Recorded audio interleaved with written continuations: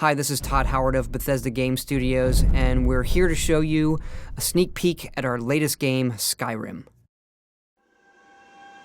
Each time we do a new Elder Scrolls game, we like to start fresh, and Skyrim is no different. Coming off of Oblivion, and then the team did Fallout 3, we had a huge list of things we knew we wanted to do technically with the current generation of hardware and PCs to bring a virtual fantasy world to life. So we've rewritten the render, we've rewritten all the gameplay, the scripting language, the faces, the foliage, and all this comes together in our new engine we call the Creation Engine. So we're interested in all the little details like this plant here, the medium details of these logs and trees, and all the way up to distant mountains. And if you've played our previous stuff, you know that mountain is not just a backdrop. You can walk all the way to the top of that mountain.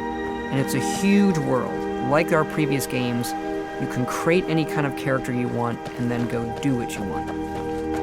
The game's primarily designed as a first-person game, but you can also play in third person.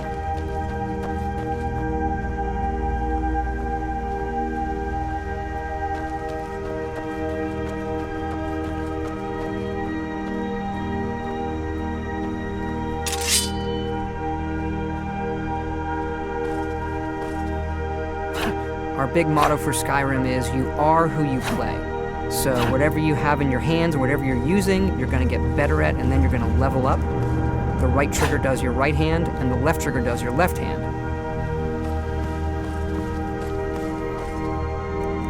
And you could put either a weapon or a spell.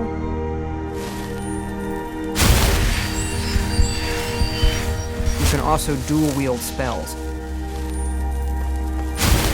What's really cool here is, if you put the same spell in both hands and pull both triggers, you can get a bigger, more powerful version of that spell. Up here we have standing stones. There are 13 of these throughout Skyrim's landscape, and they give you special abilities, but you can only have one of these active at a time.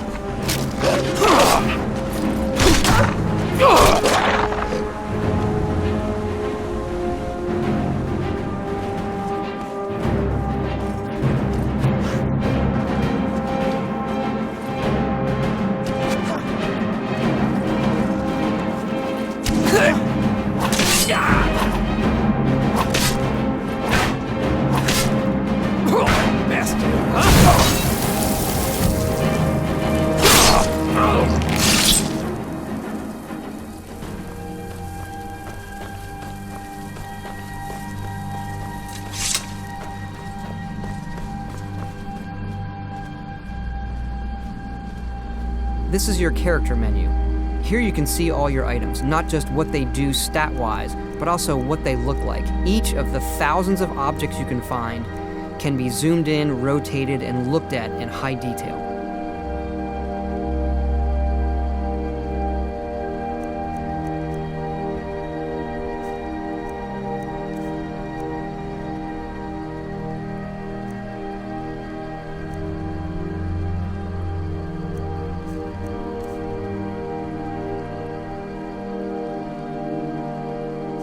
With the skills menu, you look to the heavens, and here you can see all of your skills, how they're progressing, and as your skills increase, you'll push yourself to leveling up. The higher the skill, the more it affects your level progress. And when you level up, you get to pick a perk. Each of these skills has its own perk tree. As you develop your character, it's like the game is drawing this custom constellation for who you are. Lastly, we have the map, and we're just going to pull the camera back here and show you how the level of detail system works in the game. We're just rendering the whole world.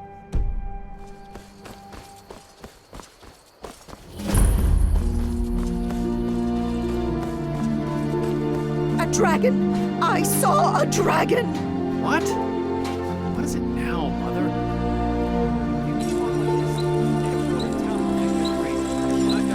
Ain't every day we get visitors in Riverwood.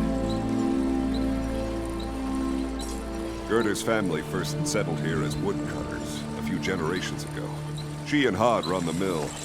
I make a decent living sharpening axes and fixing the sawmill.